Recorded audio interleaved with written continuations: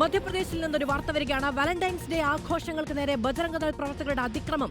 വിദ്യാർത്ഥികൾ തയ്യാറാക്കിയ വേദി അടിച്ചു തകർത്തു. നർസി മോഞ്ചി കോളേജിലെ വിദ്യാർത്ഥികളുടെ ആഘോഷങ്ങൾക്ക് നേരെയാണ് ആക്രമണമുണ്ടായത്. PR സുനിൽ വിവരങ്ങളുമായി നമ്മളോടൊപ്പം ചേരുകയാണ്. സുനിൽ, നോക്കൂ, പ്രണയിക്കാത്ത മനുഷ്യർ എന്തൊരു പരാജയമാണ്. പ്രണയത്തിന് നേരെ ഇത്രയും ആക്രമണോത്സുകത എങ്ങനെയാണ് ഉണ്ടാകുന്നത് എന്നുള്ളതാണ്. ഈ കൊച്ചിയൊക്കെ ചുവന്ന് തുടുത്തിരിക്കുകയാണ്. നാളത്തെ ആഘോഷങ്ങൾക്ക് ഇന്ന് തന്നെ തയ്യാറായിരിക്കുകയാണ്. ആ സമയത്താണ് നമ്മൾ പ്രാകൃതരായ കുറെ മനുഷ്യരെ കൂടി കാണേണ്ടി വരുന്നത്.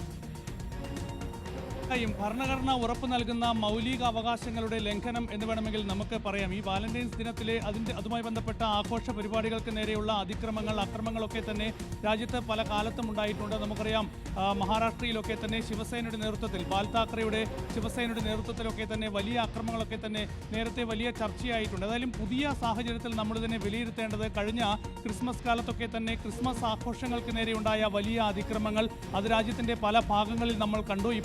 ഇപ്പോൾ ബജ്രംഗ് ദൾ പ്രവർത്തകർ മധ്യപ്രദേശിലെ ഈ നർസി മോഞ്ചി കോളേജിൽ വിദ്യാർത്ഥികൾ നടത്താൻ പോകുന്ന ഈ ആഘോഷത്തിന് നേരെയാണ് വലിയ അക്രമം നടത്തിയിരിക്കുന്നത്. കോളേജിലേക്ക് തള്ളിക്കയറുകയും അവിടെ ഇതിനായി ഒരുക്കി വെച്ചിരുന്ന എല്ലാ സ്റ്റേജ് ഉൾപ്പെടെയുള്ളവ തല്ലി തകർക്കുന്ന ദൃശ്യങ്ങളാണ് പുറത്തു വരുന്നത്. അപ്പോൾ ഇതാണ് ഈ ഒരു ഹിന്ദു സംഘടനകളൊക്കെ തന്നെ നൽകുന്ന സന്ദേശം എന്നത് ഭീതി പടർത്തുന്ന ഒരു സന്ദേശം നൽകുകയാണ്. അപ്പോൾ നമുക്കറിയാം, 10 വർഷം മുൻപ് ഡൽഹിയിലൊക്കെ തന്നെ ABVP അടക്കം ആഹ്വാനം ചെയ്തത് കമിതാക്കളെ നേരിട്ട് കണ്ടാൽ അവരെ വിവാഹം കഴിപ്പിക്കും നിർബന്ധിച്ച് എന്നൊക്കെ പറഞ്ഞ് വലിയ ഭീഷണി മുഴക്കിയിരുന്നു. അതിന് അന്ന് വിദ്യാർത്ഥി സംഘടനകളൊക്കെ തന്നെ വലിയ പ്രതിഷേധം നടത്തുകയും അത് വലിയ സംഘർഷമായി മാറുകയും ഒക്കെ തന്നെ ചെയ്തതാണ്. ഏതായാലും ഇപ്പോൾ വലിയൊരു ഭീഷണി ഹിന്ദു സംഘടനകൾ ഈ ഒരു വാലന്റൈൻ ദിനത്തിന് നേരെ ഉയർത്തുന്ന ഒരു സാഹചര്യം തന്നെയാണ്. അതിൻ്റെ ഒരു കാഴ്ച ഇപ്പോൾ മധ്യപ്രദേശിൽ കണ്ടു. മറ്റ് സ്ഥലങ്ങളിലുമൊക്കെ തന്നെ ഇത് ആവർത്തിക്കാനുള്ള സാധ്യതയും നമുക്ക് തള്ളിക്കളയാനാകില്ല. അപ്പോൾ വലിയ അക്രമങ്ങളുടെ ഒരു തുടർച്ച എന്ന് വേണമെങ്കിൽ നമുക്ക് ഇത് വിലയിരുത്താം. അത് ക്രിസ്മസ് കാലത്ത് കാണുന്നു.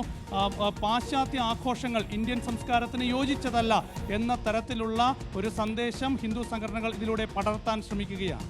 ശരി, PR സുനിലാണ് വിവരങ്ങൾ നൽകിയത്. ഇപ്പോൾ മധ്യപ്രദേശിലാണ് വാലന്റൈൻസ് ഡേ ആഘോഷങ്ങൾക്ക് നേരെ ആക്രമണം ഉണ്ടായിരിക്കുന്നത്. വേദി തന്നെ തകർത്തിരിക്കുകയാണ്. ഇത് കൃത്യമായി സുനിൽ ചൂണ്ടിക്കാണിച്ചതുപോലെ ഇതൊരു സന്ദേശമാണ്.